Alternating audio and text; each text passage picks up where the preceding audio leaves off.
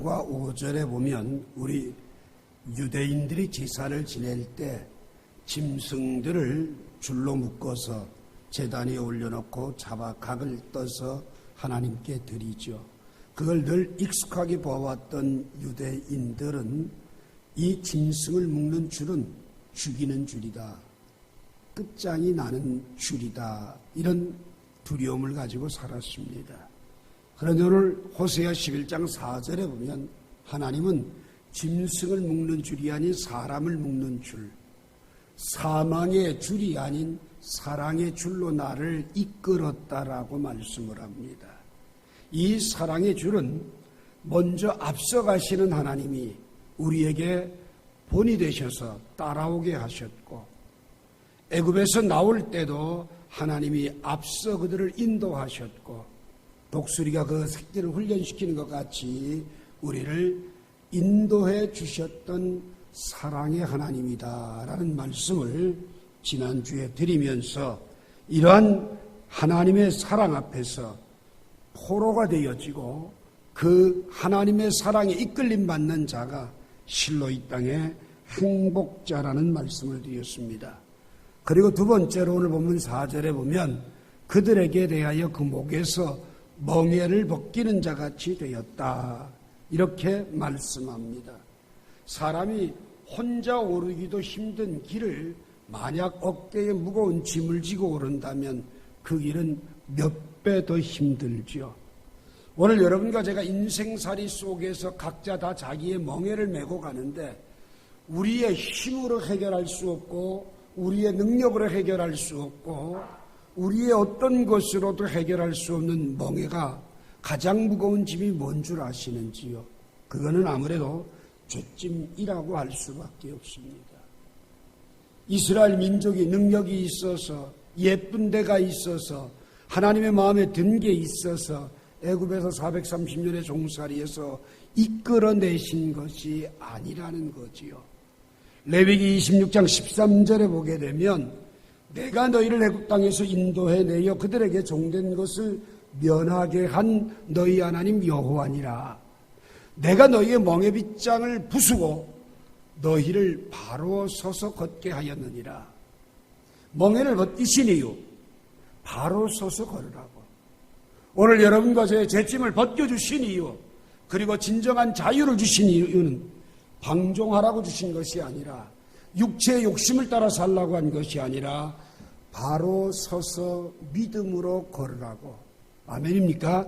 바로 서서 걷게 하기 위하여서 우리의 멍에를 벗겨주신 것을 믿으시기 바랍니다. 그런데 우리의 욕정이 바로 서서 걷지 못하고 비틀거리고 넘어질 때가 많아요. 그럴 때 우리에게 있는 죄 문제를 해결하기 위하여 식음을 전폐하며 금식하며 기도할 때에 하나님이 기뻐하는 금식은 이사야 58장 6절에 보니까 우리가 금식하면서 누구에게 결박을 했다든지 멍에의 줄을 묶은 것이 있다면 그걸 다 풀어주고 해결해 주면서 금식할 때에 그 금식은 치료가 급속해진다라고 말씀을 합니다. 그뿐만 아니라 이사야 58장 9절에 보면 네가 부를 때 나 여호와가 응답하겠고 네가 부르실 때에는 내가 여기 있다 하리라. 그러면서 너희 중에서 멍에와 손가락질과 허망한 말을 제하여 버리라고 말씀하고 있는 것입니다.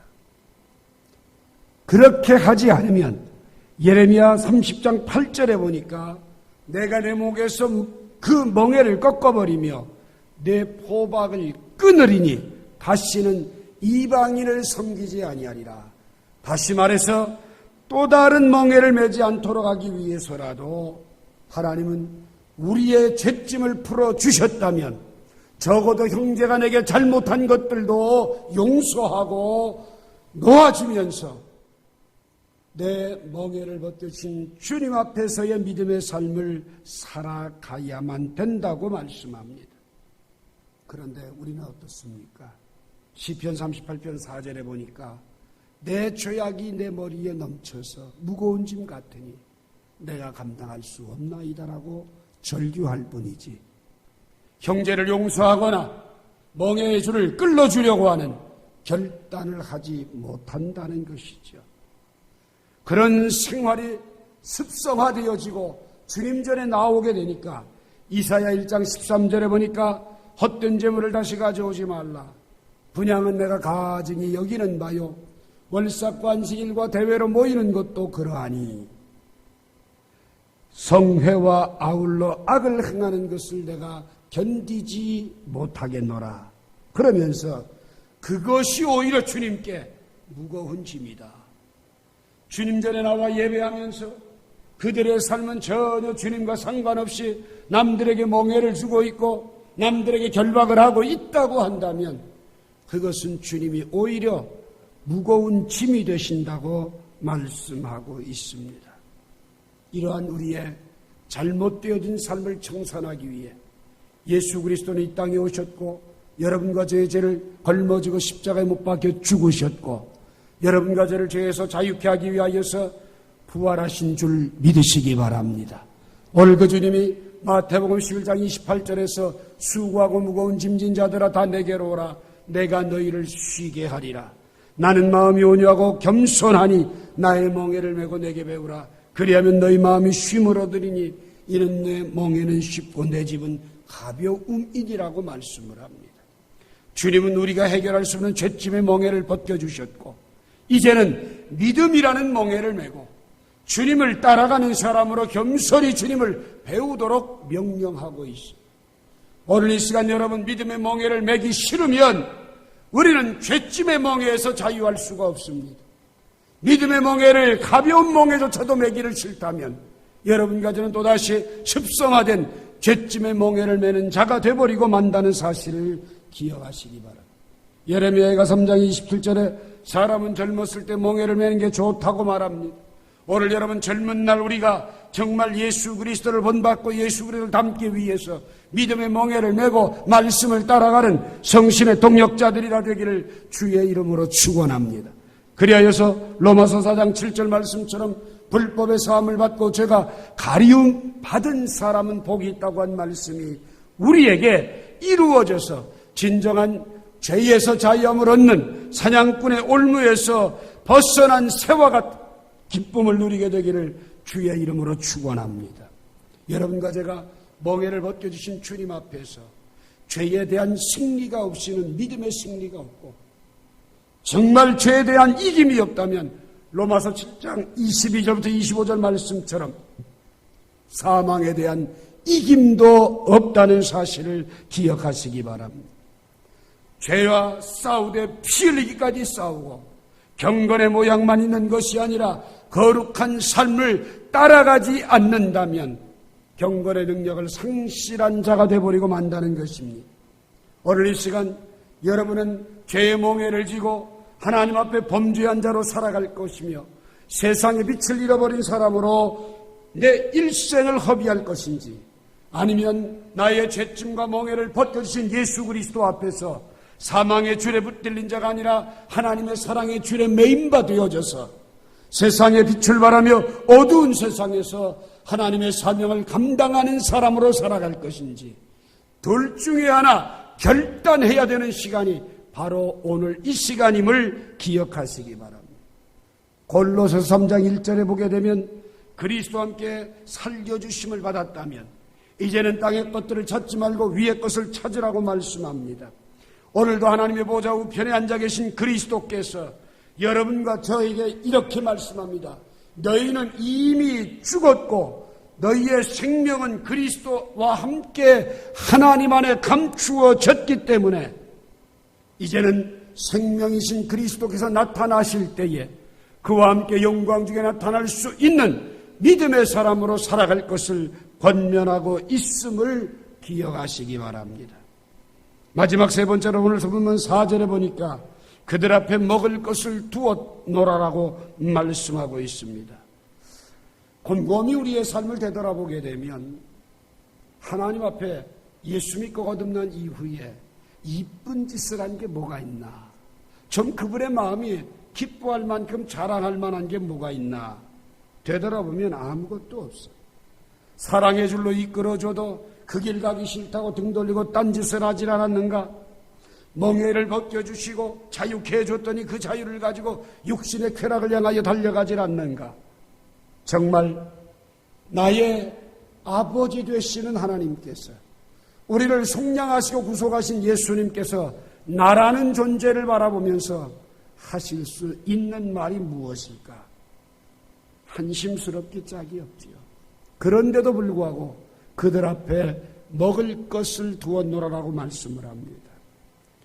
오늘 이 시간 여러분, 하나님이 여러분과 저를 창조하시고 그리스도 안에서 특정함을 입고 하나님의 거듭난 자녀가 된 이후에 너희가 구하기도 전에 있어야 할 것을 아신다고 말씀하시면서 우리에게 필요한 모든 것들을 빌립보 4장 19절의 말씀처럼 모든 필요를 따라 채워주셨다는 사실을 기억하시기 바랍니다. 그런데도 여러분과 저는 염려로 꽉 차 있습니다. 닥쳐오지도 않은 일, 상상의 나라를 피면서 걱정하고 있습니다. 출애굽기 16장 8절에 보면 모세가 또 이르되 여호와께서 저녁에는 너희에게 고기를 주어 먹이시고 아침에는 떡으로 배불리시니 이는 여호와께서 자기를 향하여 너희가 원망하는 그 말을 들으셨습니다. 우리가 누구냐? 너희의 원망은 우리를 향함이 아니요 여호와를 향함이로다라고 말하는 것처럼 하나님이 날마다 일용할 양식을 우리에게 먹이시고 주셨건만은 우리는 조금만 불편하면 불평과 원망을 쏟아내기 시작을 합니다. 그 이유가 뭔 줄 아세요? 전도서 5장 10절에 보면 인생이라고 하는 건 만족을 몰라요. 은을 사랑하는 자는 은으로 만족하지 못하고 풍요를 사랑하는 자는 소득으로 만족하지 못하나니 이것도 헛되도다라고 말씀을 합니다. 그런데도 너무나 여러분과 저를 사랑하시는 하나님이시기에 시편 103편 5절에 보면 좋은 것으로 내 소원을 만족하게 하사 내 청춘을 독수리같이 새롭게 하신다고 약속하고 있습니다. 시편 145편 15절에 보면 모든 사람의 눈이 주를 앙망하오니 주는 때를 따라 그들에게 먹을 것을 주신다고 말씀을 합니다. 시편 128편 2절에 보면 내 손이 수고한 대로 먹을 것이라 내가 복되고 형통하리로다라고 축복하고 계십니다. 그럼에도 불구하고 마태복음 6장 25절에 보면 우리는 눈만 뜨면 뭘 먹을까? 뭘 입을까? 뭘 마실까? 더 소중한 영혼과 목숨을 위해서는 가꿀 줄 모르고 육신의 모습만을 가꾸고 단장하고 있는 안타까운 우리의 모습들, 땅의 것들만을 염려하고 걱정하면서 주님 앞에 설 내 자신의 모습에 대해서는 준비조차 하지 못하는 안타까운 모습이, 그분 보실 때에는 공중나는 새만도 못하고 드레베카파만도 못한, 들풀만도 못한 그런 믿음이 없는 모습으로 살아가고 있다는 사실을 천명하고 있습니다. 하나님 이 시간도 여러분과 제게 우리가 합심한 기도대로 빌립보 4장 6절에 아무것도 염려하지 말고 오직 모든 일에 기도와 간구로 너희 구할 것을 감사함으로 아뢰라고 말씀하고 있습니다. 오늘 이 시간 여러분, 우리가 너희 앞에 먹을 것을 두었노라, 필요한 모든 것들을 준비해 놓고 기다리시는 그분 앞에서 우리는 당장 어렵고 힘들 때 어떤 자세로 살아야 될까? 두 가지. 첫째는 하나님의 뜻에 감사하는 사람이 되시길 바랍니다. 어려울수록 감사하는 사람, 힘들수록 하나님의 뜻 앞에 감사할 수 있는 여러분과 제가 됐으면 좋겠습니다. 로마서 8장 28절에 우리가 알거니와 하나님을 사랑하는 자 곧 그의 뜻대로 부르심을 입은 자들에게는 모든 것이 합력하여 선을 이루느니라 말씀을 합니다. 여러분 한번 생각해 보세요. 하나님을 사랑한 우리들이 지금 당장 어떤 아픔과 어려움과 육체의 질고로 고통을 당하고 경제적 고통과 괴로움이 있다고 할지라도 지금은 감사가 나오지 않고 기도가 되지 않는 추락한 영적인 모습이라고 할지라도 그것이 지나간 후 세월이 흘러간 뒤 돌이켜보면 이게 하나님의 은혜였구나. 여러분 지혜의 눈으로 바라보게 되면 뒤늦게 후에 가서 하나님 앞에 감사할 게 아니라 믿음의 눈을 가지고 지혜의 눈을 가지고 어려울 때 감사하는 여러분과 제가 됐으면 좋겠습니다. 그게 바로 데살로니가서 5장 18절 말씀처럼 범사에 감사하라 이는 그리스도 예수 안에서 우리를 향하신 하나님의 뜻이라고 한 말씀과 같은 삶을 살아가는 것이 아니겠습니까? 희망이 보이지 않아요? 너무 힘들어 더 이상 버틸 힘이 없어요? 어려운 고비 때마다 믿음의 눈을 열고 하나님의 시각에서 나를 보시기 바랍니다. 결코 포기하지 않습니다. 결코 버리지 않습니다. 우리의 손을 붙잡은 전능자의 손은 절대로 놓치지 않습니다. 당장 발끝에 닥쳐진 어려움 때문에 원망과 불평과 절망으로 하나님의 뜻을 잊어버리고 있다면 우리 안에는 아무런 믿음의 역사는 나타날 수가 없습니다. 급할수록 여유를 가지고 돌아봅시다. 지나온 인생의 수많은 시간 속에서 하나님이 섬세하게 개입하셔서 우리들에게 섭리하신 하나님의 은혜들을 헤아려 봅시다. 간증할 내용들을 찾아보세요. 믿음의 눈에 따라 다르겠지만 지나온 모든 시간이 하나님의 은혜였음을 고백할 수밖에 없을 것입니다. 하나님께 감사합시다. 감사할 때 평안이 옵니다. 감사할 때 쉼이 생깁니다. 감사할 때에 희망이 생깁니다. 감사할 때에 빛을 보게 됩니다. 감사할 때만이 믿음의 확신을 갖게 됩니다. 어려운 일 당할 때 더욱 입을 크게 열고 하나님을 찬양하시기 바랍니다. 그분이 하실 일을 바라보는 하나님을 사랑하는 자 곧 그의 뜻대로 부르심을 입은 자들에게 이 모든 것들이 합력하여 가장 아름답게 이루어 가시는 우리 안에서 일을 시작하신 그분이 마지막 순간까지도 이루실 것을 바라보는 믿음의 역사들이 있게 되기를 주의 이름으로 부탁합니다. 한 가지 더 어려울수록 하나님 편에 서시기 바랍니다. 야고보서 1장 2절에 보게 되면 내 형제들아 너희가 여러 가지 시험을 당하거든 온전히 기쁘게 여기라. 이는 너희 믿음의 시련이 인내를 만들어내는 줄을 너희가 알미라. 인내를 온전히 이루라. 너희로 온전하여 구비하고 조금도 부족함이 없게 하려 함이라. 너희 중에 누구든지 지혜가 부족하거든 모든 사람에게 후히 주시고 꾸짖지 아니하시는 하나님께 구하라. 그리하면 주시리라고 약속합니다. 여러분 오늘 내가 만난 시험 감당할 수 없고 아무것도 내가 할 수 없는 그 상황일지라도 그 시험은 나에게 한 가지를 요구합니다. 끝까지 견디라는 겁니다. 그게 인내. 끝까지 견디면 하나님 거기에서 나를 모든 것을 구비한 사람으로 만들어 주시고야 만다는 겁니다. 위기를 만나고 어려운 일을 당하게 되면 생각이 좁아집니다. 급한 불만 끄기에 급급한 내 자리를 잊어버리는 경우들이 많이 있습니다. 경제적 어려움 닥쳐보세요. 돈 문제에 골똘하고 나면 돈 때문에 돈에 매달려 시달리는 인생이 돼버리고 맙니다. 지금 우리나라의 모든 사회는 온통 급한 불 끄기에만 허둥대고 근본적인 병은 치료되지 못하고 있는 현실임을 우리는 보게 됩니다. 여러분, 우리는 이제 어려운 일을 만나게 될 때 모든 것을 구비하기 원하시는 하나님 앞에 바로 서서 걷는 멍에 벗겨주시고 바로 서서 걷기를 원하시는 하나님 앞에 인내를 통하여 이루어가는 믿음의 역사들을 이루시기를 주님의 이름으로 부탁합니다. 문제의 원인을 발견해서 그 길로 다시 들어가면 안 됩니다. 지금 이 시대는 물질의 빈곤으로 말미암은 것이 아니라 물질의 풍요, 물질 만능으로 인해 정신적인 황폐에서 비롯된 문제들입니다.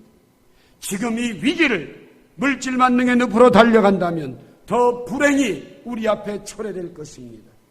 힘들더라도 어렵더라도 하나님 편에 서서 한 걸음 한 걸음 주님께 나아가는 여러분과 제가 되길 바랍니다. 아까 여러분 영상을 보신 것처럼 우리 주님이 누가복음 12장에서 어리석은 부자를 향하여 비유의 메시지를 가르치지요.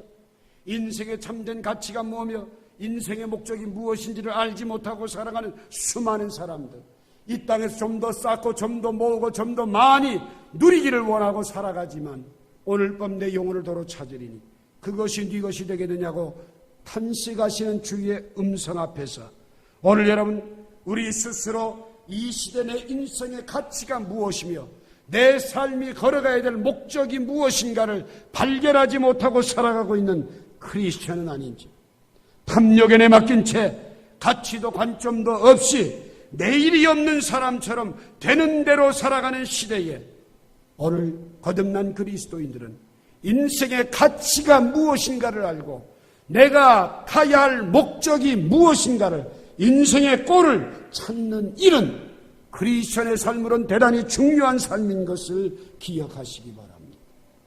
그 가치를, 그 관점을 하나님은 어떻게 찾게 하시느냐?